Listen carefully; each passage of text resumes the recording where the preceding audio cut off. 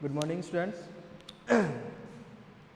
कल हमने पढ़ा था भारत की जो है आपकी शीत जलवायु के बारे में हमने पढ़ा था। आज हम जो पढ़ेंगे वो पढ़ेंगे हमारी ग्रीष्म जलवायु के बारे में। तो पढ़ने से पहले आपको थोड़ी सी शुभकामनाएं दे दें। आज के लिए शिक्षक दिवस की आप सभी को शुभकामनाएं हैं, ठीक है। आपके उज्जवल भविष्य के लिए शुभकामनाएं मैं देता हूं आपको, और मेहता कॉलेज की तरफ से आप सभी को शुभकामनाएं, ठीक है। तो अच्छे से अच्छा काम करो, आप अच्छी तरीके से पढ़ाई लिखाई करो। आपके एग्ज़ाम वगैरह हैं वो आगे आएंगे, जैसे कि पीजी वगैरह के जो है एग्ज़ाम वगैरह वो आने वाले हैं सितंबर के महीने में, और आपके यूजी के जो एग्ज़ाम हैं वो भी सितंबर के महीने में आने वाले हैं, ठीक है। तो उनका आप विशेष रूप से ध्यान रखिए, पढ़ाई में ध्यान लगाए अभी, क्योंकि विगत कुछ दिनों से हमने कुछ भी पढ़ाई वगैरह है वो तरीके से नहीं की होगी। जो कर रहे हैं वो तो बहुत अच्छी बात है। कोरोना का जो इम्पैक्ट हमारे समाज में जो अभी चल रहा है उसको देखते हुए अगर हम बात करें तो हमको अभी थोड़ा सा हमको सतर्क रहना है, और सतर्क रहते हुए हमारा जो एग्ज़ाम वगैरह है वो हमको पूरी तन्मयता के साथ देना है, ठीक है। तो अब हमारा जो अगला टॉपिक आता है वो आता है ग्रीष्म ऋतु। तो हम आज ग्रीष्म ऋतु की बात कर रहे हैं। देखिए, शीत ऋतु के ठीक विपरीत हम बात करेंगे आज ग्रीष्म ऋतु की। तो ग्रीष्म ऋतु जो है वो आपके कब प्रारंभ होती है? ये आपके प्रारंभ होती है, समय जो इसका होता है वो होता है आपके मार्च से मध्य जून। समय जो होता है उसका होता है मार्च से मध्य जून, ठीक है। मार्च से मध्य जून के मध्य ये हमको देखने को मिलती है, ठीक है, ग्रीष्म ऋतु। इस समय उत्तरी गोलार्ध में, इस समय जो है उत्तरी गोलार्ध में सूर्य लंबवत चमकता है। कैसा चमकता है? लंबवत। कौन सी रेखा पे?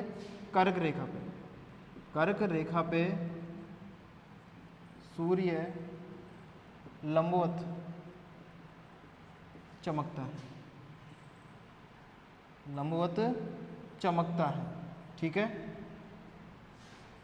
चमकता है लंबवत। लंबवत चमकने के कारण यहाँ पे तापमान भी अधिक देखने को मिलता है। इसीलिए इस समय हम कहते हैं कि जो सूर्य है उत्तरी गोलार्ध में उत्तरायण, या सूर्य की जो स्थिति होती है किस प्रकार की होती है? उत्तरायण स्थिति होती है। सूर्य की स्थिति उत्तरायण होती है। कैसी होती है? उत्तरायण। उत्तरायण जो स्थिति है वो इस समय देखने को मिलती है। इसलिए टेम्परेचर जो होता है, तापमान जो होता है वो भी उत्तरी गोलार्ध में अधिक देखने को मिलता है। इस समय दक्षिणी गोलार्ध की अगर हम बात करें, उत्तरी गोलार्ध में तो ग्रीष्म ऋतु चल रही है क्योंकि तापमान ज़्यादा है, सूर्य उत्तरायण हो रहा है, और इसी समय शीत ऋतु जो है वो पाई जाती है आपके दक्षिणी गोलार्ध में। कहाँ पाई जाती है? दक्षिणी गोलार्ध में, ठीक है। जैसे कि ये हमारा ग्लोब है, ठीक है, ये ग्लोब में हमारी भूमध्य रेखा बराबर भागों में बांटती है। ये हमारा नॉर्थ और ये हमारा साउथ। तो इस समय यहाँ पे तो होती है शीत ऋतु प्रारंभ, और यहाँ पे जो होती है हमारी उत्तरी गोलार्ध में वो होती है हमारी ग्रीष्म ऋतु। कौन सी होती है? ग्रीष्म ऋतु। क्योंकि सूर्य जो होता है वो इस समय उत्तरायण हो रहा होता है या उत्तरायण रहता है, जिसके फलस्वरूप टेम्परेचर जो होता है या तापमान जो होता है वो अधिक देखने को मिलता है, ठीक है। ये तो बात हो गई ग्रीष्म ऋतु के बारे में। अब ग्रीष्म ऋतु की कुछ विशेषताएं होती है। ग्रीष्म ऋतु की विशेषताएं, ग्रीष्म ऋतु में कुछ विशेषताएं होती है, जैसे कि हमने कल पढ़ा था शीत ऋतु में विशेषताएं, जैसे कि टेम्परेचर, तापमान, वायुदाब, पवनें और पश्चिमी विक्षोभ। तो ऐसे ही हमारे ग्रीष्म ऋतु में भी कुछ विशेषताएं होती है। देखिए, पहले वही तापमान, दूसरा वही आपका वायुदाब, और तीसरा आपका वही पश्चिमी विक्षोभ। इसमें हम डालेंगे मानसून पूर्व वर्षा, मानसून पूर्व वर्षा या मानसून पूर्व चक्रवात, मानसून पूर्व चक्रवात, ठीक है। तो यह विशेषता हो गई हमारी ग्रीष्म ऋतु की। किसकी विशेषता हो गई? ग्रीष्म ऋतु की। इसमें हम अब सबसे पहले बात करेंगे टेम्परेचर की या तापमान की। देखिए, उत्तरी गोलार्ध में इस समय हमारे भारत में हम पढ़ेंगे क्योंकि भारत की जलवायु के बारे में पढ़ रहे हैं। उत्तरी गोलार्ध में इस समय जो सूर्य है वो कर्क रेखा पर लंबवत चमकता है। कैसा चमकता है? कर्क रेखा पर लंबवत चमकता है, जिसके फलस्वरूप इस समय उत्तरी भारत में उत्तरी भारत में जो टेम्परेचर है या तापमान है वो अधिक देखने को मिलता है। यहाँ पे जो तापमान है वो 41 डिग्री से लेकर 42 डिग्री के बीच में, 41 डिग्री से लेकर 42 डिग्री के बीच में टेम्परेचर कितना, 41 डिग्री से लेकर 42 डिग्री के बीच में देखने को मिलता है। ये तापमान है। अधिक तापमान की जब हम बात करते हैं आपके भारत में, उत्तरी भारत में, ठीक है, उत्तरी भारत में इस समय जो तापमान है वो अधिक देखने को मिलता है, 41 से 42 डिग्री तापमान। अगर हम और थोड़ा इसके बारे में विस्तार से बात करें तो मई के महीने में जो टेम्परेचर है वो 45 डिग्री तक चला जाता है। कहाँ तक चला जाता है? 45 डिग्री तक। 45 डिग्री तक जो तापमान है वो चला जाता है। हालांकि तापमान 45 तो हम लोगों ने अब तक पढ़ रखा है, टेम्परेचर है वो इससे भी ज़्यादा चला जाता है। 48-49 डिग्री तक तापमान जो है मई जून में हमारा चला जाता है, ठीक है। तो वो तो टेम्परेचर की बात है, लेकिन हमारे अभी जो हम पढ़ रहे हैं तो उसके हिसाब से अगर हम बात करें तो 45 डिग्री तापमान पहुंच जाता है औसत, अगर हम बात करें तो, ठीक है, गर्मियों के दिनों में या आपके उत्तरी भारत की बात करें तो, ठीक है। अब इसी समय अगर हम बात करें दक्षिण भारत में, तो दक्षिण भारत में क्या होता है कि समुद्री समकारी जलवायु के कारण, समुद्र की जो परिस्थितियाँ होती है दक्षिण भारत में, उसके कारण जो तापमान है दक्षिण भारत में, तापमान इस समय जब उत्तर भारत में गर्मियों के दिन होते हैं या गर्मी होती है या तापमान अधिक होता है, तो दक्षिण भारत में समुद्र की समकारी जलवायु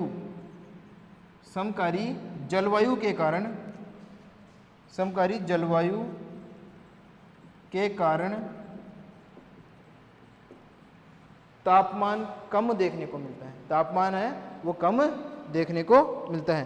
तो ये तो बात हो गई टेम्परेचर की या तापमान की, कि ग्रीष्म ऋतु में हमको तापमान इस प्रकार से देखने को मिलता है, ठीक है। उत्तर भारत में अधिकतम तापमान देखने को मिलता है, जबकि दक्षिण भारत में समकारी प्रभाव के कारण, समुद्री सम प्रभाव के कारण जो गर्मी है या तापमान है वो कम देखने को मिलता है, ठीक है। अब हम बात करेंगे वायुदाब और पवनों की। उससे पहले वायुदाब और पवनों की बात करने से पहले हम देखें तो इस प्रकार की स्थिति टेम्परेचर की उत्तरी भारत में देखने को मिलती है। तब इसीलिए जो हमारा है उत्तरी पश्चिमी भारत जो हमारा है, उत्तरी पश्चिमी भारत में इस समय न्यून वायुदाब जो होता है वह देखने को मिलता है। किस प्रकार का? न्यून वायुदाब, क्योंकि तापमान जो है वो अधिक देखने को मिलता है इस समय हमारे उत्तरी पश्चिमी भारत में, ठीक है। तो ये तो बात हो गई कि हमारे यहाँ पे उत्तरी पश्चिमी भारत में जो तापमान है वो कम देखने को मिलता है, ज़्यादा देखने को मिलता है, जिसके फलस्वरूप न्यून वायुदाब केंद्र विकसित हो जाता है। जैसे कि आओ उत्तरी पश्चिमी भारत की हम बात करें तो यहाँ पे हमको न्यून वायुदाब केंद्र देखने को मिलता है। लोअर प्रेशर बेल्ट LP इस समय यहाँ देखने को मिलते हैं हमारे भारत में, ठीक है। तो ये तो बात हो गई एक टेम्परेचर की। अब हम बात करेंगे वायुदाब और पवनों के बारे में, ठीक है। सूर्य इस समय या इस ऋतु में या ग्रीष्म ऋतु में जो है कर्क रेखा पर लंबवत चमक रहा होता है, जिसके फलस्वरूप तापमान की अधिकतम प्राप्ति होती है। और उत्तरी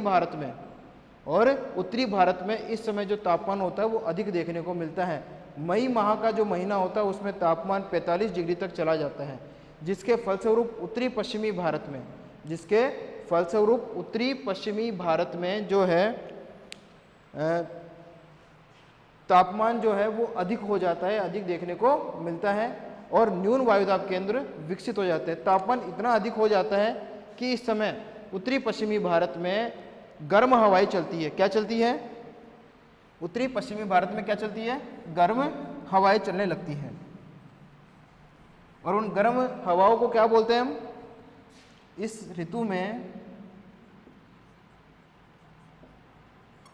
उत्तरी पश्चिमी भारत में गर्म हवाएं चलने लगती हैं। हवाएं चलने लगती है। ठीक है, इन हवाओं को स्थानीय रूप से लू कहते हैं ना, लू या ताप लहरी, लू या ताप लहरी के नाम से जाना जाता है। तो ये जो पवने होती है इस समय, जो गर्म पवने, उनको लू या ताप लहरी के नाम से हम पुकारते हैं। कहते हैं इसको ताप लहरी या लू, क्योंकि ये गर्म हवाएं होती है। कैसी हवाएं होती है? गर्म, क्योंकि इस समय तापमान अधिक देखने को मिलता है आपके उत्तरी भारत में, इसीलिए उत्तरी पश्चिमी भारत में तापमान या गर्म हवाएं जो है वो अधिक चलती है। यहाँ पे अधिक तापमान के कारण उन हवाओं को स्थानीय नाम के रूप में ताप लहरी और या लू हम कहते हैं। जैसे कि हमारे राजस्थान में हम क्या बोलते हैं? लू के नाम से जानते हैं। किसके नाम से जानते हैं? लू चल रही है, ऐसे बोलते हैं ना कि लू चल रही है, तो वो आपकी ये लू है। ठीक है, इसी समय क्या होता है कि ये जो पवने होती है, गर्म और शुष्क जो पवने होती है, उष्ण और शुष्क जो पवने होती है, वो आर्द्र पवनों के साथ में, ये जो पवने होती है गर्म और शुष्क पवने आर्द्र पवनों के साथ, आर्द्र पवनों के साथ मिलकर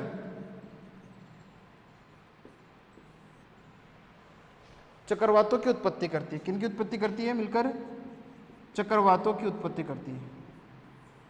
चक्रवातों की उत्पत्ति करती है। ये जो चक्रवात है, लिखा हुआ है ना, तूफान एवं चक्रवात मार्ग प्रतिरूप हमारे भारत में, तो इस प्रकार ये चक्रवात है, उनकी उत्पत्ति देखने को मिलती है हमारे भारत में। गर्म और शुष्क पवने जो हैं वो आर्द्र पवनों के साथ मिलकर इस ऋतु में, कौन सी ऋतु में? ग्रीष्म ऋतु में चक्रवातों की उत्पत्ति करती है। इन चक्रवातों को हम मानसून पूर्व के चक्रवात कहते हैं। क्या कहते हैं? मानसून पूर्व चक्रवात, मानसून पूर्व चक्रवात, जिनसे मानसून पूर्व की बरसात होती है। जिनसे क्या होती है? मानसून पूर्व की वर्षा होती है। क्या होती है? मानसून पूर्व की वर्षा इनसे देखने को मिलती है। इनसे देखने को मिलती है आपके गर्म, शुष्क और आर्द्र पवनों के मिलने से जो चक्रवात की स्थिति उत्पन्न होती है, चक्रवातीय दशा उत्पन्न होती है, उससे होने वाली जो वर्षा है वो हमारी चक्रवातीय वर्षा, मानसून पूर्व की वर्षा कहलाती है। क्या कहलाती है? मानसून पूर्व की वर्षा, मानसून पूर्व वर्षा। ठीक है, ये वर्षा आपकी कहलाती है। तो इस प्रकार से जो हमारी ग्रीष्म ऋतु है उसमें हमको मानसून पूर्व की वर्षा देखने को मिलती है। कौन सी? वर्षा ऋतु से पहले। वर्षा ऋतु से पहले जो वर्षा आएगी वो हमारी मानसून पूर्व की वर्षा के रूप में देखने को मिलेगी, जो कि हमारे मानसून का जो सीजन होता है उससे ठीक पहले देखने को मिलती है। कब देखने को मिलती है? मार्च, मध्य जून। ठीक है, समय जो होता है मार्च से लेकर मध्य जून, इसीलिए मध्य जून में हमको मानसून पूर्व की जो वर्षा है वो देखने को मिलती है। ठीक है, तो ये तो बात हो गई ग्रीष्म ऋतु में तापमान, वायुदाब, पवनों की। अब हम बात करेंगे इसकी मानसून पूर्व की वर्षा की। मानसून पूर्व वर्षा जो है वो हमारे भारत में अलग अलग नामों से जानी जाती है। हमारे भारत में अलग अलग नामों से जानी जाती है। जैसे कि आपके आम्र वर्षा हो गई कर्नाटक में, और केरल में जो है आपके जो आम्र वर्षा जो आपकी आती है वो कहाँ पे आती है? महाराष्ट्र, महाराष्ट्र में देखने को मिलती है आपकी आम्र वर्षा, और महाराष्ट्र के अलावा कर्नाटक में और केरल में। लेकिन मुख्य रूप से अगर हम देखें तो ये कर्नाटक और केरल, इन दो राज्यों में देखने को मिलती है। कर्नाटक और केरल राज्य में आपकी मानसून पूर्व की जो वर्षा है, जिसे हम आम्र वर्षा के रूप में जानते हैं, देखने को मिलती है। इसीलिए कर्नाटक और केरल में आम की फसल के लिए ये लाभदायक होती है। तो इनके बारे में बात करते हैं। उससे पहले एक बार हम वापस वायुदाब और हमारी जो चक्रवाती वर्षा उसकी बात करते हैं। ये जो हमारे मार्ग दिखाए गए हैं, ठीक है, ये हमारी क्या है? मानसून पूर्व या चक्रवाती वर्षा की बात हम कर रहे हैं। किसकी बात कर रहे हैं? मानसून पूर्व या चक्रवाती वर्षा। तो लिख देते हैं यहाँ पे मानसून पूर्व चक्रवाती वर्षा। ठीक है, तो ये चक्रवातों के या तूफानों के मार्ग होते हैं हमारे भारत में, इसीलिए इन प्रदेशों में जैसे कि केरल, कर्नाटक, पश्चिम बंगाल, आपका उड़ीसा, आपका आंध्र प्रदेश और इधर आपका बिहार, झारखंड, इन राज्यों में मानसून पूर्व की वर्षा हमको देखने को मिलती है। कई बार जो वर्षा होती है मूसलाधार तूफानी वर्षा के रूप में, मूसलाधार वर्षा के रूप में और आपकी ओलावृष्टि के रूप में देखने को मिलती है। तो मूसलाधार वर्षा होती है बहुत तेज, इसके अलावा ओलावृष्टि होती है, इसमें ओले भी पड़ते हैं। ठीक है, और इसके अलावा इसमें जो है वो तूफान या चक्रवातों की जो स्थिति है वो देखने को मिलती है। अब हम इसको मिटा देते हैं।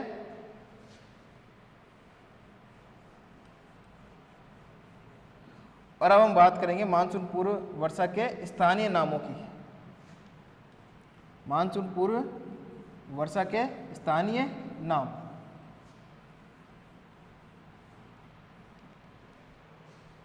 देखिए,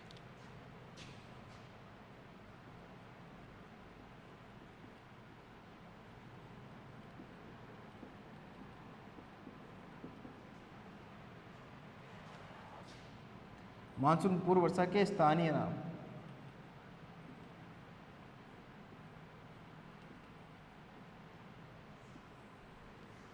ठीक है, तो ये स्थानीय नाम की हम बात कर लेते हैं। सबसे पहले जो नाम आता है वो आता है आम्र वर्षा।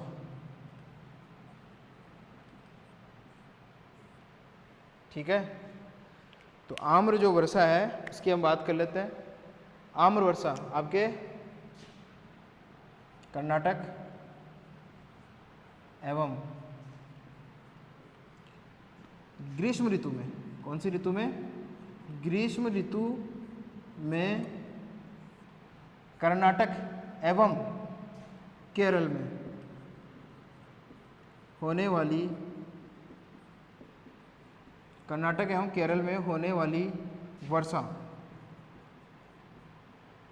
आम्र वर्षा कहलाती है। आम्र वर्षा कहलाती है। कौन सी वर्षा कहलाती है? आम्र वर्षा, जो कि आपके आम की फसल, आम की फसल के लिए लाभदायक होती है, लाभदायक होती है। तो ये बात हो गई हमारी आम्र वर्षा की। ठीक है, जो कि हमारे महाराष्ट्र और आपके कर्नाटक और केरल राज्य में देखने को मिलती है। ठीक है, दूसरी हमारी आती है cherry blossom. Cherry blossom, cherry blossom या फूलों की वर्षा, फूलों की वर्षा। ठीक है, ये जो वर्षा है वो भी आपके कर्नाटक,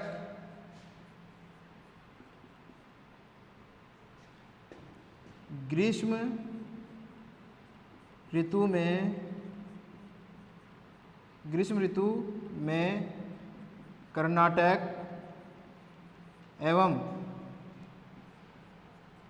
कर्नाटक एवं केरल में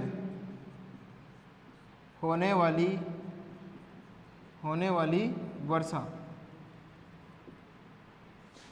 चेरी ब्लॉसम वर्षा कहलाती है। चेरी ब्लॉसम वर्षा कहलाती है। कौन सी वर्षा कहलाती है? चेरी ब्लॉसम वर्षा कहलाती है, जो कि कहवा की फसल के लिए लाभदायक होती है, लाभदायक होती है। किसके लिए लाभदायक होती है? कहवा की फसल के लिए लाभदायक होती है। तीसरी जो आपकी आती है, पहली होगी आम्र वर्षा, तीसरी होगी चेरी ब्लॉसम, और तीसरी जो आपकी आती है वो आती है नार्वेस्टर। नार्वेस्टर, नार्वेस्टर जो वर्षा है वो आपके झारखंड,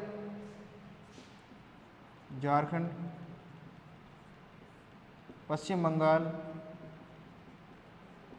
बिहार और उड़ीसा राज्यों में होती है। झारखंड, पश्चिम बंगाल और उड़ीसा राज्यों में होती है और चाय और चावल की फसल के लिए लाभदायक होती है। चाय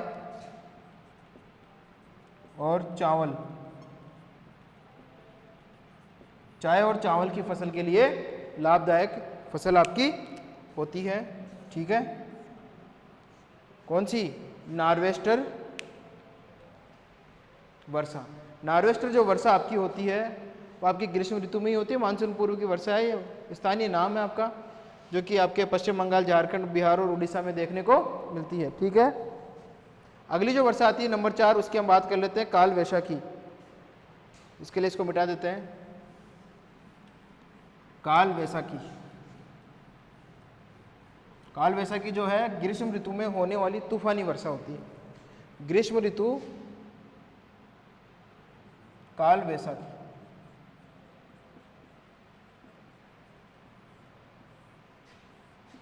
ग्रीष्म ऋतु में होने वाली, ग्रीष्म ऋतु में होने वाली तूफानी एवं चक्रवाती वर्षा, चक्रवाती है वर्षा, जो कि पश्चिम बंगाल में होती है। कहाँ होती है? पश्चिम बंगाल राज्य में। पश्चिम बंगाल राज्य में ये वर्षा देखने को मिलती है, जो नुकसान पहुंचाती है। फायदा कम पहुंचाती है, नुकसान ज़्यादा पहुंचाती है। ठीक है, उसके बाद में आती है आपकी बोडो चिल्लो। अगली जो वर्षा होती है बोडो चिल्लो, चाय की खेती के लिए प्रसिद्ध है ये। चौथे नंबर की, 5वें नंबर की बोडो चिल्लो,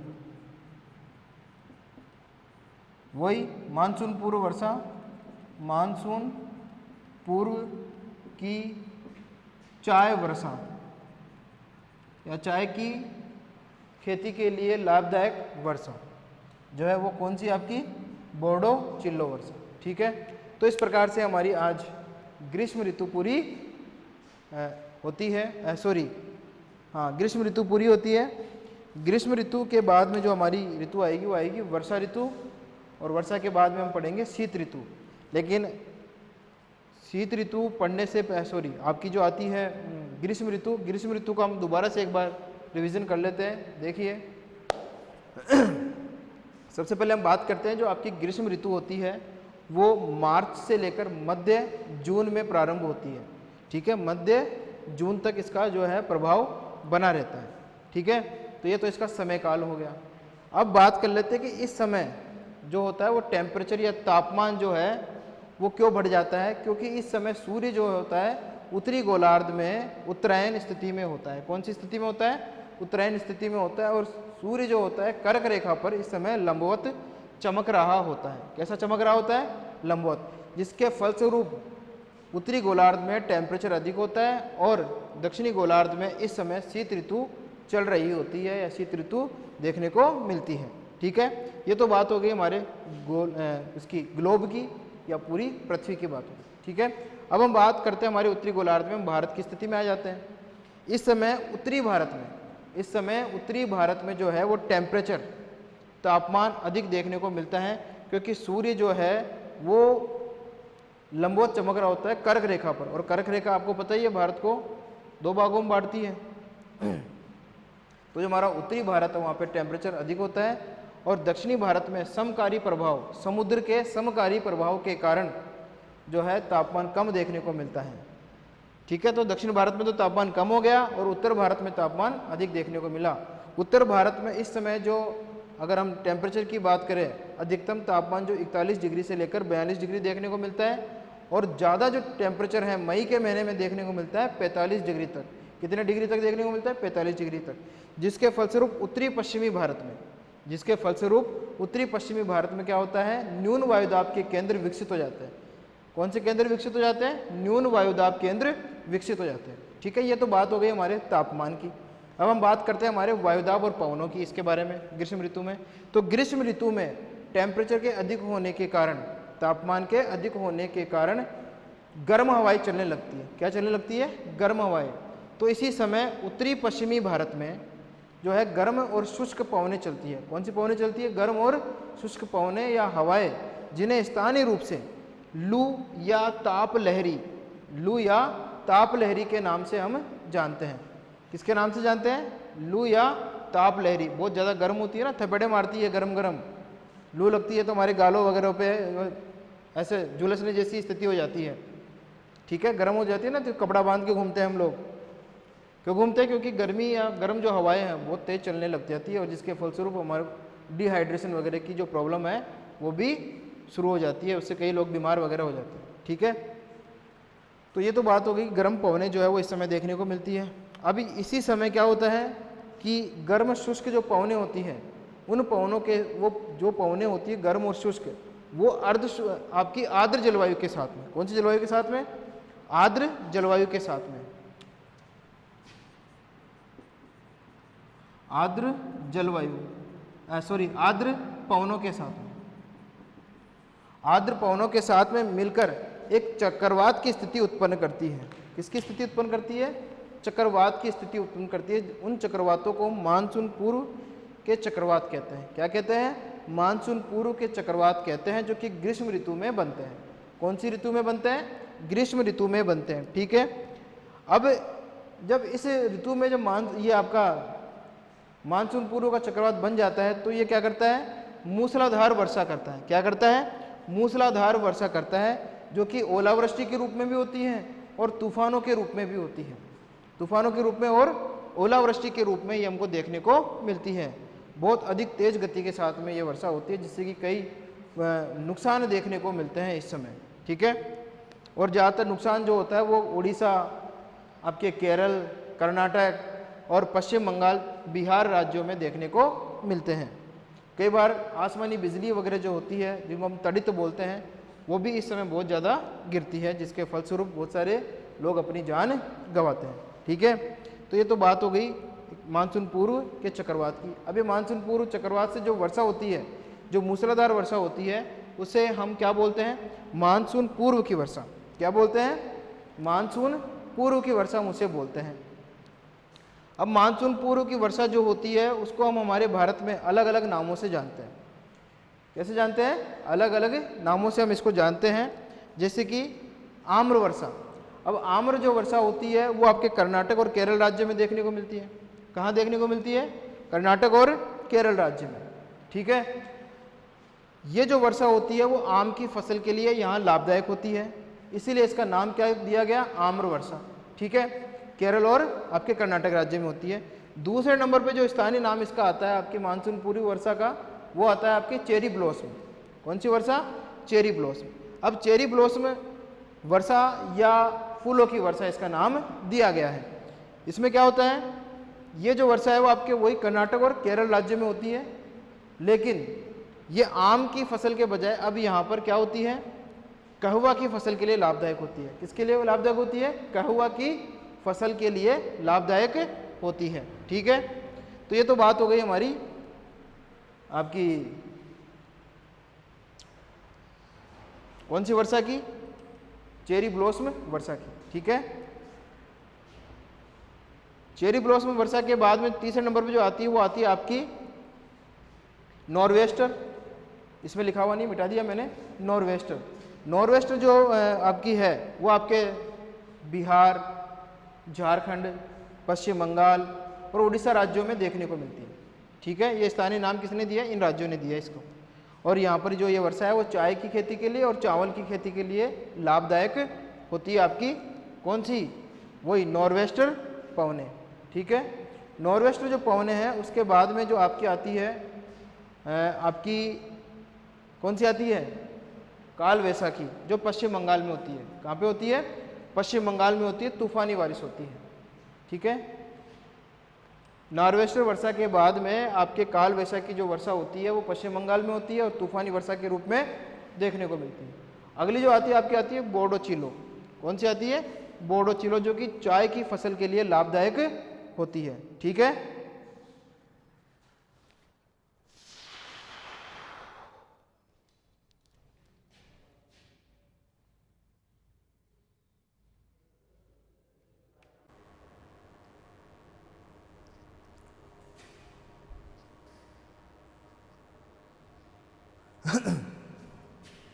गुड मॉर्निंग स्टूडेंट्स। कल हमने बात की थी हमारी जलवायु के बारे में हम बात कर रहे थे। आज हमारी जो जलवायु चलेगी वो चलेगी हमारी वर्षा ऋतु। कौन सी चलेगी? वर्षा ऋतु। ठीक है। शीत ऋतु और हमारी जो है ग्रीष्म ऋतु पूरी हो गई। ग्रीष्म ऋतु के बाद में अब तीसरी जो हमारी आती है वो आती है वर्षा ऋतु। कौन सी ऋतु आती है? वर्षा ऋतु की हम बात करेंगे आज। ठीक है। वर्षा ऋतु की जो समय काल है उसकी बात करते हैं। पहले सबसे पहले समय काल। ठीक है। समय काल क्या है वर्षा ऋतु का? आपको पता ही है मानसून का जो हमारा समय काल है वो मध्य जून से लेकर आपका मध्य जून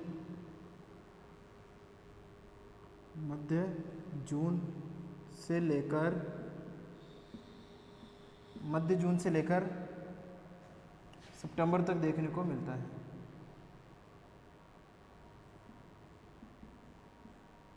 ठीक है। तो ये क्या हो गया इसका समय काल? आपके वर्षा ऋतु का समय काल हो गया मध्य जून से लेकर सितंबर तक।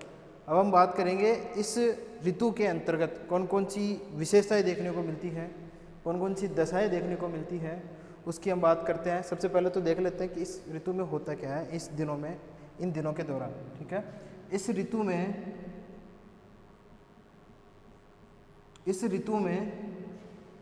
उत्तरी पश्चिमी भारत में और हमारे पड़ोसी देश पाकिस्तान में उत्तरी पश्चिमी भारत में और पाकिस्तान में क्या होता है? निम्न वायुदाब के केंद्र विकसित होते हैं। किसके केंद्र विकसित होते हैं? इस ऋतु में उत्तर पश्चिम भारत और पाकिस्तान में निम्न वायुदाब केंद्र विकसित होते हैं। क्यों? क्योंकि टेम्परेचर यहाँ पे ज़्यादा हो रहा होता है इस समय, तापमान जो है वो ज़्यादा हो रहा होता है इस समय। तो इसलिए जो वायुदाब होता है वो कैसा होता है? निम्न वायुदाब यहाँ पे देखने को मिलता है। निम्न वायुदाब केंद्र विकसित होते हैं। ठीक है। ये तो हो गई पहली बात कि इस ऋतु में उत्तरी पश्चिमी भारत में और पाकिस्तान में जो है वो निम्न वायुदाब केंद्र विकसित हो जाते हैं। एक तरफ तो भारत और आपका पाकिस्तान हो गया, तथा दूसरी तरफ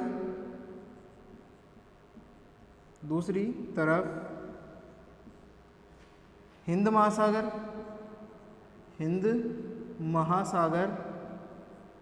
एवं दूर ऑस्ट्रेलिया के पास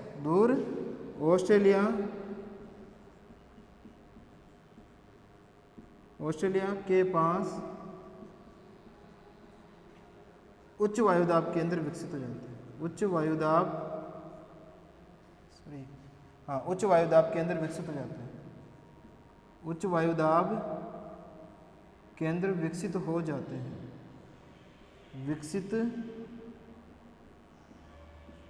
हो जाते हैं। इससे क्या होता है?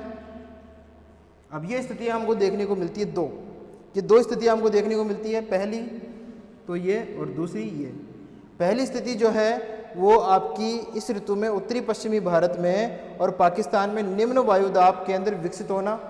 दूसरी, इसी ऋतु में हिंद महासागर और ऑस्ट्रेलिया के समीपवर्ती क्षेत्रों में उच्च वायुदाब विकसित होना। इससे क्या होता है कि हमारे भारत में दक्षिणी पश्चिमी दिशाओं से पवनें कहाँ बहती है? उत्तरी पूर्वी भारत की ओर बहना प्रारंभ हो जाती है। कहाँ प्रारंभ हो जाती है? उत्तरी पूर्वी भारत की तरफ जो है पवनें बहना प्रारंभ हो जाती है, जिसके साथ हमारे भारत में दक्षिणी पश्चिमी मानसून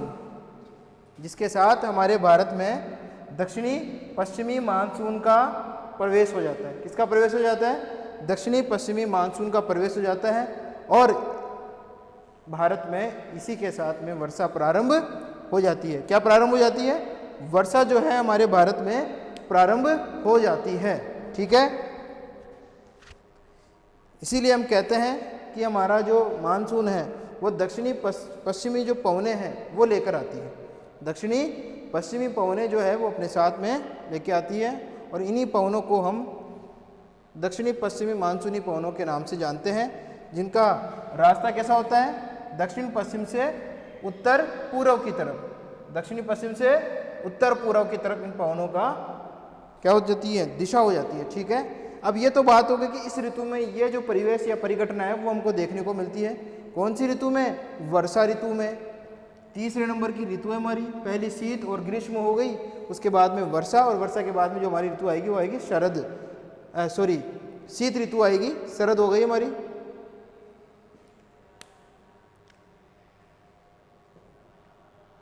ठीक है, चौथे नंबर की ऋतु के बाद हम बाद में बात करेंगे, इससे पहले हमारी वर्षा ऋतु की हम बात कर लेते हैं। ठीक है, पहली हमारी आ गई कौन सी, शीत ऋतु। शीत ऋतु के बाद में हमारी आ गई शरद ऋतु, ग्रीष्म ऋतु, और ग्रीष्म के बाद में वर्षा, और वर्षा के बाद में फिर वापस हमारी जो आएगी वो ऋतु का हम अध्ययन कर लेंगे। ठीक है, तो देखिए वर्षा ऋतु के बारे में वापस आ जाते हैं हम। अब इसकी विशेषताओं की हम बात करेंगे। किसकी बात करेंगे, वर्षा ऋतु में आने वाली जो विशेषताएं हैं वो कौन कौन सी है, उन विशेषताओं का हम विस्तार पूर्वक अध्ययन करेंगे। ठीक है, तो जो हमारी ये जो विशेषताएं हैं, इन विशेषताओं को देखिए, इसको मिटा देते हैं। ठीक है, समय काल वगैरह को इनको मिटा देते हैं, और विशेषता कौन कौन सी है उन विशेषताओं के बारे में हम बात कर लेंगे। शीत ऋतु हो गई, ग्रीष्म ऋतु हो गई, वर्षा हो गई, और चौथे नंबर पे जो आएगी वो हमारी शरद ऋतु, उसकी हम बाद में बात करेंगे। ठीक है, तो देखिए वर्षा ऋतु की विशेषताएं क्या क्या विशेषताएं होती है, तो वही विशेषताएं लगभग होती है जो हमारी ग्रीष्म और शीत ऋतु में हमको देखने को मिली थी। जैसे कि सबसे पहले तापमान, वायुदाब, पवने, तापमान और मानसून आगमन,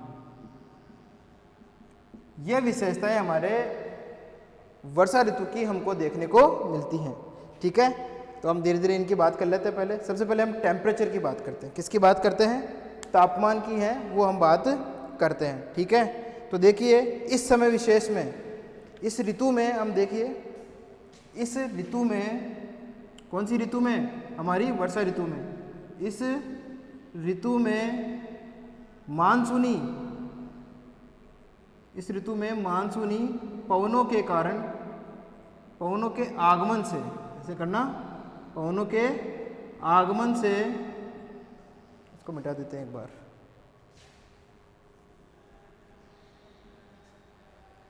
तापमान की हम बात कर रहे हैं। ठीक है, इस ऋतु में मानसूनी पवनों के आगमन से क्या हो जाता है, तापमान में कमी आ जाती है, तापमान में कमी आ जाती है। सबसे पहली बात तो यह है। ठीक है, मानसूनी पवनें आती है, अपने साथ में नमी लेके आती है, और जब नमी लेके आती है तो टेम्परेचर क्या हो जाता है, धीरे धीरे कम होना प्रारंभ हो जाता है। देखते हो ना भी आप, तापमान जो कम हो गया पहले की तुलना में, हो रहा है ना, मानसून लगभग हमारा ख़त्म होने के कगार पे है, सितंबर चल रहा है ना हमारा। ठीक है, तो क्या हो गया, इस समय क्या होगा फिर, मानसूनी पवनों के आगमन से तापमान में कमी आएगी। दक्षिणी भारत में तापमान में इस समय, इस ऋतु में, इस समय दक्षिणी भारत में तापमान में 2 से लेकर 4 डिग्री सेल्सियस तापमान की कमी देखने को मिलती है। 2 से लेकर 4 डिग्री तापमान की कमी देखी जाती है। क्यों, क्योंकि मानसूनी पवनों के कारण। ठीक है, ये दक्षिण भारत की बात हो गई। अब ऐसे ही हमारे उत्तरी पश्चिमी भारत में, उत्तरी पश्चिमी भारत में 2 से लेकर 3 डिग्री तापमान की कमी देखने को मिलती है, की कमी आ जाती है। यह परस्पर अंतर है जो हमें तापमान में इस ऋतु में देखने को मिलते हैं। दक्षिण भारत में तो 2 से 4 डिग्री तापमान की कमी और उत्तर पश्चिमी भारत में 2 से 3 डिग्री तापमान की कमी हमको देखने को मिलती है। इसके अलावा थार के मरुस्थल में, थार मरुस्थल में तापमान जो है वो लगभग 38 डिग्री के लगभग हमको देखने को मिलता है, 38 डिग्री। और उत्तर भारत में, और उत्तर भारत में मैदानी प्रदेशों में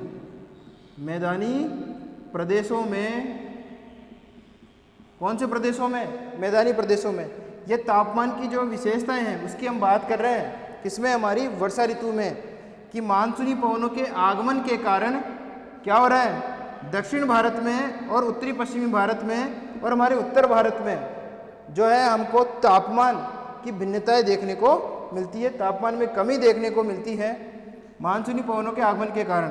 दक्षिण भारत में 2 से 4 डिग्री तापमान में कमी आ जाती है, उत्तर पश्चिमी भारत में 2 से 3 डिग्री तापमान की कमी आ जाती है, जिसमें थार के मरुस्थल में 38 डिग्री तक तापमान देखने को मिलता है। और उत्तर भारत में मैदानी प्रदेशों में 32 डिग्री तापमान देखने को मिलता है। ठीक है, ये बात हो गई हमारे तापमान की। किसकी बात हो गई? तापमान विशेष की बात हो गई। अब तापमान के बाद में हम बात करेंगे हमारे वायुदाब और पवनों की। ठीक है, तो इसके लिए हम ये जो हमारा मैप है इसको थोड़ा सा मिटा देते हैं एक बार।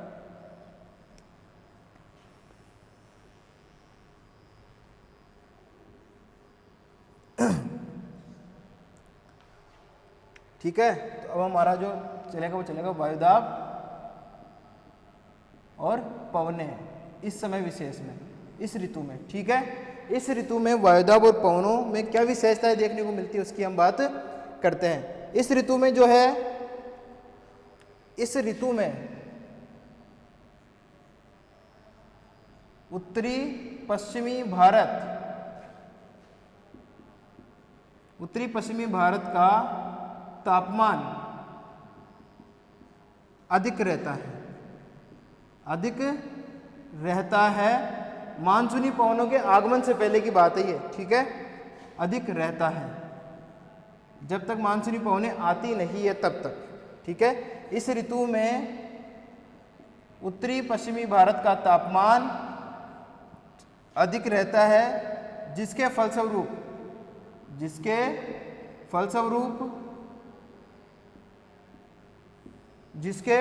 फलस्वरूप क्या होता है?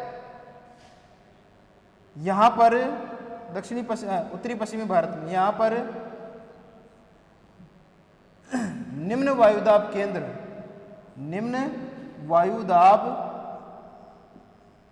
केंद्र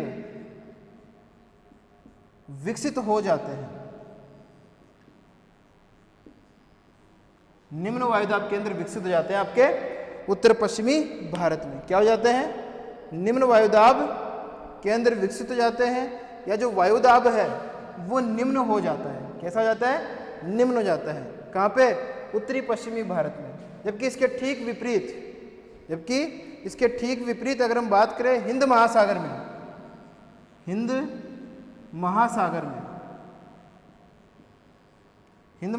में अपेक्षाकृत तापमान कम होने से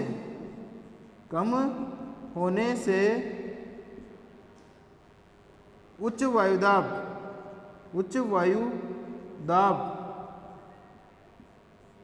देखने को मिलता है। तो ये बात हो गई हमारे वायुदाब की इस ऋतु विशेष में। उच्च वायुदाब कहाँ पे? हिंद महासागर में इस ऋतु में।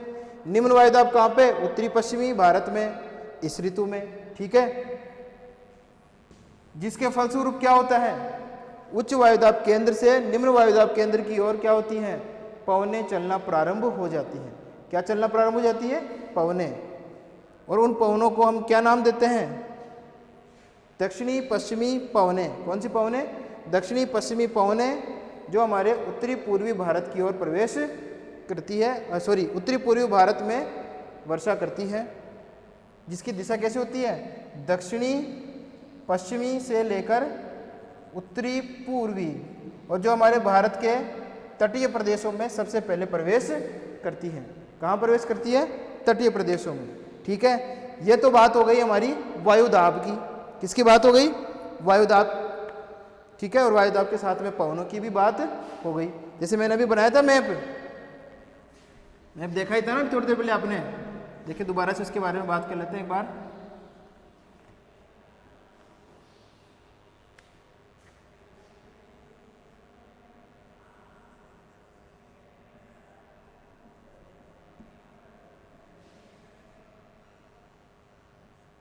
ठीक है, कि यहाँ से HP बन रहा है यहाँ पे, क्यों, क्योंकि तापमान क्या है, कम है। और इधर क्या बन रहा है, LP लोअर प्रेशर बेल्ट जो है वो बन रहा है हमारे उत्तरी पश्चिमी भारत में। ठीक है, तो इधर से क्या चलेगी,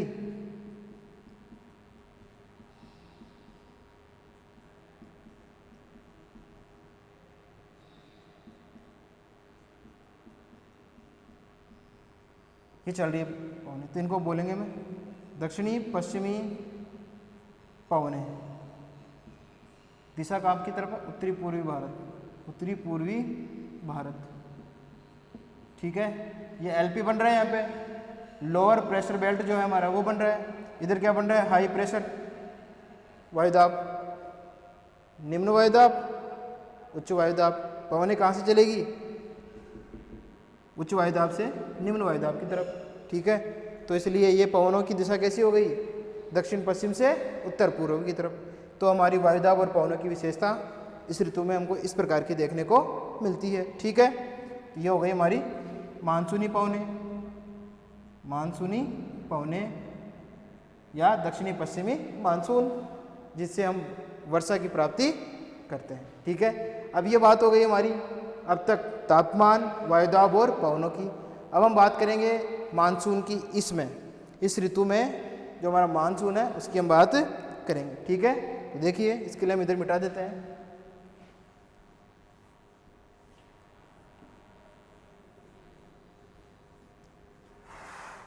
तो देखिए दक्षिणी पश्चिमी मानसून प्रवेश करता है हमारे तटीय भागों में। ठीक है, और भारत की प्रायद्वीपीय स्थिति के कारण, भारत की प्रायद्वीपीय स्थिति के कारण जो हमारा दक्षिणी पश्चिमी मानसून है वो दो भागों में बढ़ जाता है।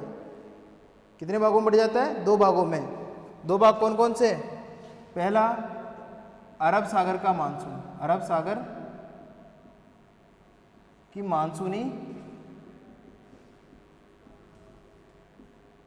अरब सागर मानसून कर दो आप इसको, अरब सागर मानसून, और बंगाल की खाड़ी का मानसून।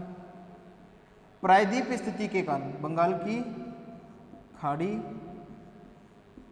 का मानसून।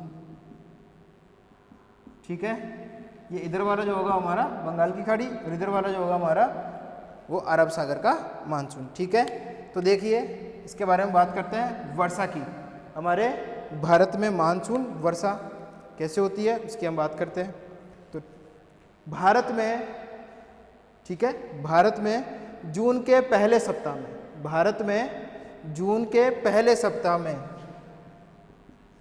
वर्षा की बात कर रहे हैं हम। भारत में जून के प्रथम सप्ताह में, प्रथम सप्ताह में,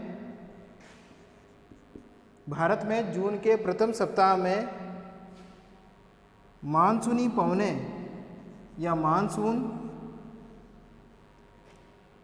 तटीय भागों में, मानसून तटीय भागों में प्रवेश करता है, में प्रवेश करता है।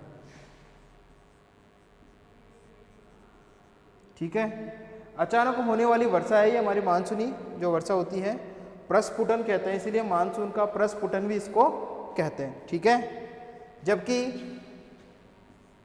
तटीय भागों में तो कब प्रवेश करती हैं, जून के प्रथम सप्ताह में, जबकि भारत के मध्य भागों में, भारत के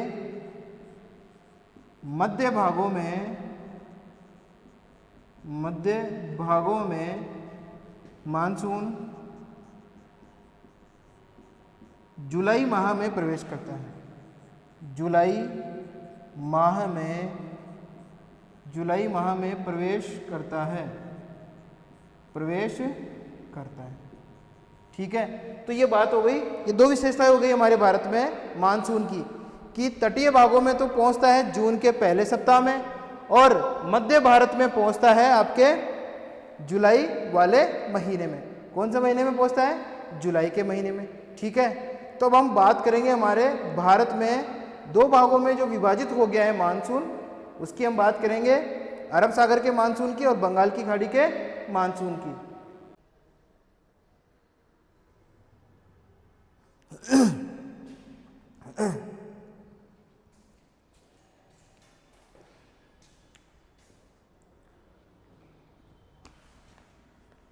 शाखाओं की हम बात कर रहे थे हमारे भारत में।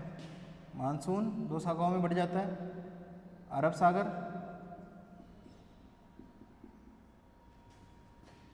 का मानसून और बंगाल की खाड़ी का मानसून। बंगाल की खाड़ी का मानसून, ठीक है। हम आज बात करेंगे सबसे पहले अरब सागर के मानसून की बात करेंगे, ठीक है। तो देखिए अरब सागर का मानसून पहला हमारा है अरब सागर की शाखा, ठीक है। अरब सागर की मानसून शाखा की हम बात कर रहे हैं। इसकी जो उत्पत्ति है, उत्पत्ति कहाँ होती है? अरब सागर में। अरब सागर में इसकी उत्पत्ति होती है। किसकी उत्पत्ति होती है? हमारी अरब सागरीय मानसूनी शाखा की जो उत्पत्ति होती है वो आपके कहाँ होती है? अरब सागर में होती है। और इस शाखा से भारत में, इस शाखा से, कौन सी शाखा से? अरब सागर की शाखा से, ठीक है। ये वाली जो शाखा है उसकी बात कर रहे हैं, ठीक है। इस शाखा से पश्चिमी घाट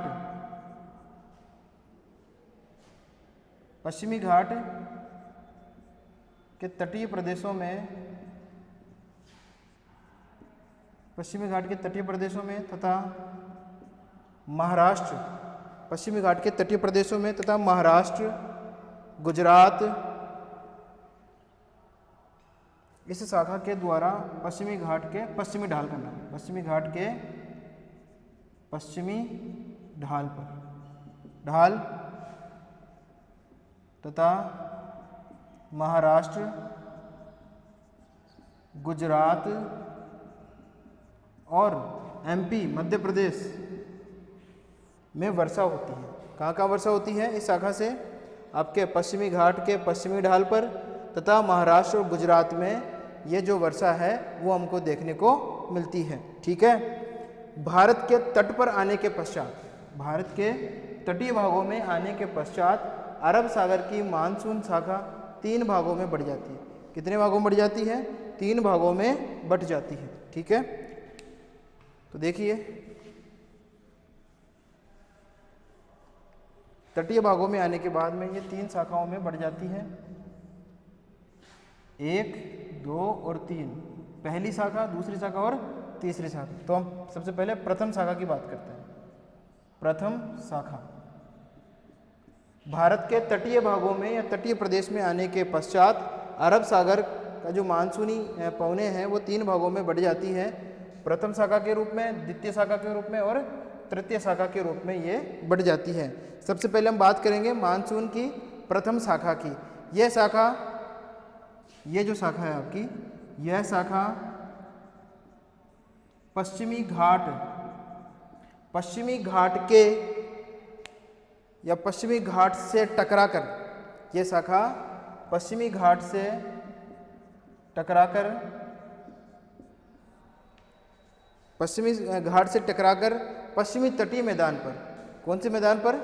पश्चिमी तटीय मैदान पर, पश्चिमी तटीय मैदान पर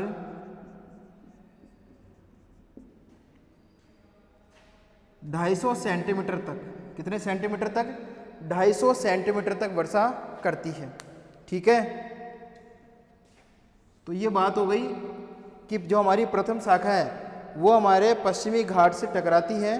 टकराने के बाद में यहाँ के जो पश्चिमी तटीय मैदान हैं उन पश्चिमी तटीय मैदानों में 250 सेंटीमीटर तक क्या करती है, वर्षा की प्राप्ति करती है। 250 सेंटीमीटर के लगभग यहाँ वर्षा का प्रारूप हमको देखने को मिलता है। ठीक है, जैसे ये आगे बढ़ती है, जैसे ही यहाँ से शाखा आगे बढ़ती है तो जब ये नीचे उतरती है, जब ये शाखा नीचे उतरती है, नीचे उतरते समय ये शाखा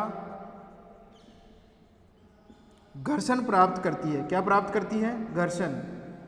एक क्षेत्र विशेष से दूसरे क्षेत्र विशेष में जब जाती है तो उसमें घर्षण की क्रिया है वो प्रारंभ हो जाती है। तो घर्षण होती है जिससे इस शाखा में नमी की मात्रा कम हो जाती है। घर्षण के कारण यह शाखा घर्षण के कारण नमी खो देती है या नमी कम हो जाती है, इसमें नमी कम हो जाती है। इस शाखा में क्या हो जाती है? नमी कम हो जाती है। अब जब नमी कम हो जाती है तो क्या होगा? सीधी सी बात है, वर्षा भी कम देखने को मिलेगी। इसीलिए जब नमी की मात्रा कम होगी तो इसीलिए दक्षिणी पठार पर 60 सेंटीमीटर तक वर्षा होती है।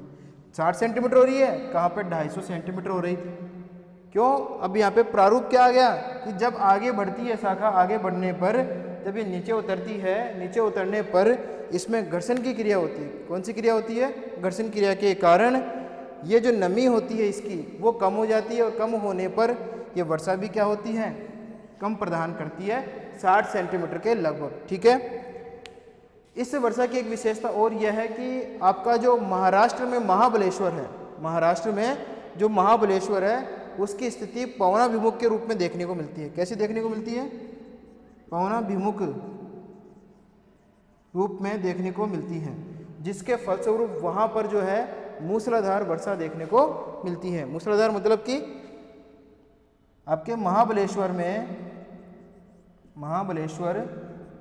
में 650 सेंटीमीटर, कितनी सेंटीमीटर? 650 सेंटीमीटर वर्षा है वो यहाँ देखने को मिलती है आपकी। ठीक है, तो ये हमारी मानसून की प्रथम शाखा है जिसमें निम्नलिखित विशेषताएं हैं वो हमको देखने को मिलती है। प्रवेश करती है पश्चिमी घाट में, टकराती है, टकराने के बाद में पश्चिमी तटीय मैदानों में क्या करती है? 250 सेंटीमीटर तक वर्षा करती है। कितने सेंटीमीटर तक? 250 सेंटीमीटर तक वर्षा करती है। उसके बाद में जब ये आगे बढ़ती है तो दक्षिण के पठारी भाग में घर्षण क्रिया के फलस्वरूप जब ये नीचे उतर रही होती है तो उस क्रिया के फलस्वरूप इसमें नमी की जो मात्रा है अपेक्षाकृत कम हो जाती है, और जब नमी की मात्रा कम हो जाती है तो इस पठारी भाग में ये जो वर्षा करती है वो 60 सेंटीमीटर करती है। इसके अलावा इस शाखा की विशेषता यह है कि महाराष्ट्र के महाबलेश्वर में जो पवनाभिमुख ढाल है उसके कारण वर्षा वहाँ पे अधिक देखने को मिलती है, 650 सेंटीमीटर, जबकि दक्षिण का पठार का जो प्रदेश है वो वृष्टि छाया प्रदेश के अंतर्गत शामिल हो जाता है। यहाँ पे वृष्टि छाया प्रदेश के रूप में देखने को मिलता है। वहाँ पे जो वर्षा प्रारूप है वह 60 सेंटीमीटर के लगभग देखने को मिलता है। ये बात हो गई हमारी प्रथम शाखा की। अब हम बात करते हैं हमारी द्वितीय शाखा की, अरब सागर की मानसून की द्वितीय शाखा। ठीक है, या दूसरी शाखा।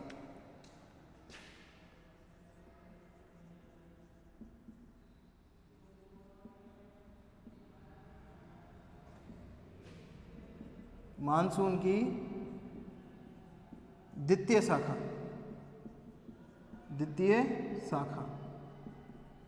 ये हमारी द्वितीय शाखा है। इसकी बात करते हैं। ये जो शाखा है, यह शाखा कौन सी? दूसरी शाखा। यह शाखा नर्मदा एवं ताप्ती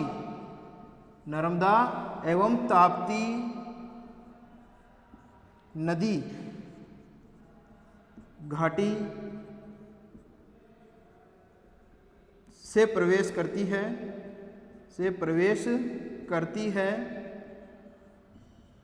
कौन कौन सी? नर्मदा और ताप्ती नदी घाटियों से ये प्रवेश करती है और बिना किसी अवरोध के भारत में ठीक है, मध्यवर्ती भागों में दूर तक चली जाती है। भारत में बिना किसी अवरोध के मध्यवर्ती भागों में दूर तक चली जाती है।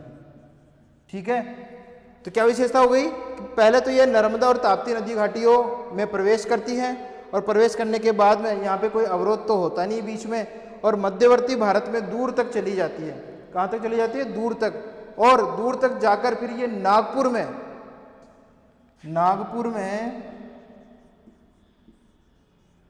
60 सेंटीमीटर तक वर्षा करती है। कितने सेंटीमीटर तक? 60 सेंटीमीटर तक ये वर्षा करती है। ठीक है, 60 सेंटीमीटर तक वर्षा करती है। ये शाखा कौन सी शाखा? हमारी अरब सागरीय मानसून की दूसरी शाखा। ये हमारी दूसरी शाखा की बात हो गई। दूसरी शाखा के बाद में हमारी आती है तीसरी शाखा। तो हम तीसरी शाखा की बात कर लेते हैं, इसको मिटा देते हैं।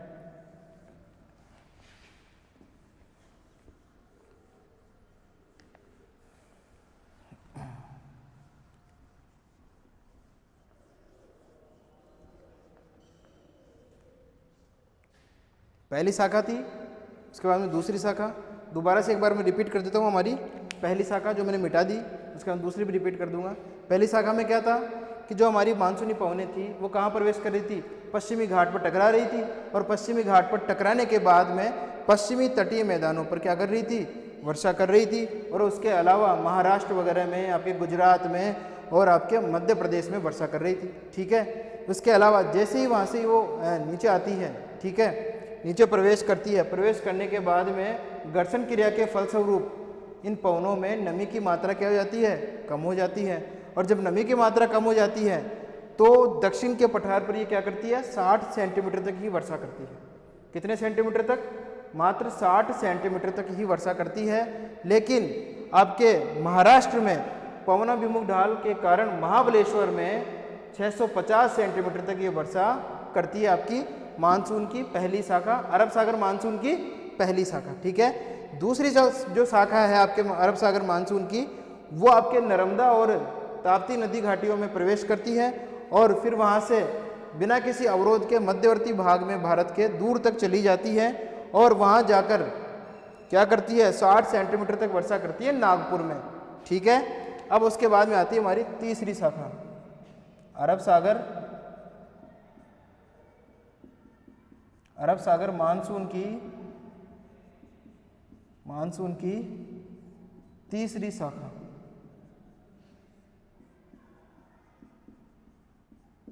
तो तीसरी शाखा की हम बात करते हैं, हमारी मानसून की तीसरी शाखा। ठीक है, ये जो शाखा है आपकी वो उत्तरी पूर्वी दिशा से, कौन सी दिशा से? उत्तरी पूर्वी दिशा से। यह शाखा कौन सी? तीसरी शाखा। यह शाखा उत्तरी पूर्वी दिशा से अरावली के समानांतर, अरावली कहाँ पे है? हमारे राजस्थान वाला जो भाग है। ठीक है, अरावली के समानांतर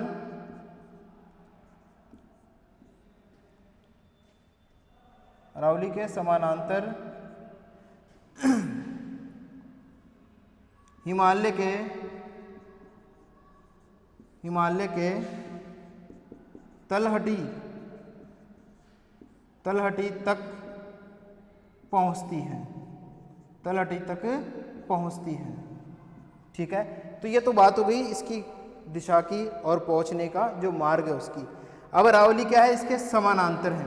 कैसी है? समानांतर होने के कारण अरावली में इस शाखा से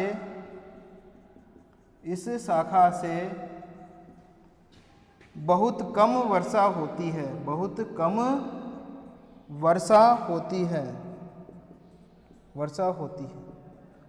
वर्षा होती है। ठीक है, तो ये तो बात हो गई हमारी तीसरी शाखा की, अरब सागर के मानसून की तीसरी शाखा की, जिसमें उत्तरी पूर्वी दिशा से प्रवेश करती है, अरावली के समानांतर रहती है और हिमालय के तलहटी के भागों तक पहुंचती है और वहां पहुंचकर क्या करती है? अरावली से ज़्यादा वर्षा करती है जबकि हिमालय के पदीय क्षेत्रों में, पदीय भागों में अधिक वर्षा करती है, अधिक वर्षा करती है, और हमारी राजस्थान में क्या करती है, कम वर्षा। ठीक है, तो ये हमारी क्या हो गई, मानसून की, अरब सागरीय मानसून की तीनों शाखाएं हमारी कंप्लीट हो गई।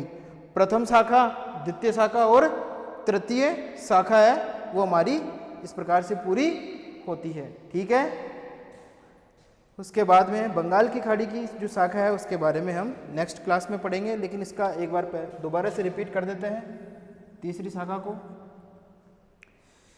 अरब सागर की मानसून की जो तीसरी शाखा है वो हमारी उत्तरी पूर्वी दिशा के से अरावली के समानांतर हिमालय के पर्वत पदीय भागों तक पहुंचती है। ठीक है, अब समानांतर दिशा होने के कारण, समानांतर क्योंकि ऊंचाई कम है अरावली की, तो इसलिए जो है समानांतर ही रह जाती है, और जब समानांतर रह जाती है तो वर्षा है वो बादल जो टकरा नहीं पाते, और टकरा नहीं पाते तो वर्षा भी नहीं होती, और बहुत ही कम वर्षा यहाँ पे देखने को मिलती है आपके अरावली वाले भाग में। जबकि सारी की सारी जो वर्षा है वो आपके हिमालय के पर्वतपदीय भागों में देखने को मिलती है। ठीक है, अधिक वर्षा देखने को वहीं मिलेगी आपके इस शाखा से, तीसरी शाखा से, अरब सागर की मानसून की तीसरी शाखा से। बाकी की जो आपकी शाखाएं हैं उनके बारे में हम कल बात करेंगे नेक्स्ट क्लास में, हमारी बंगाल की खाड़ी की शाखा में। ठीक है।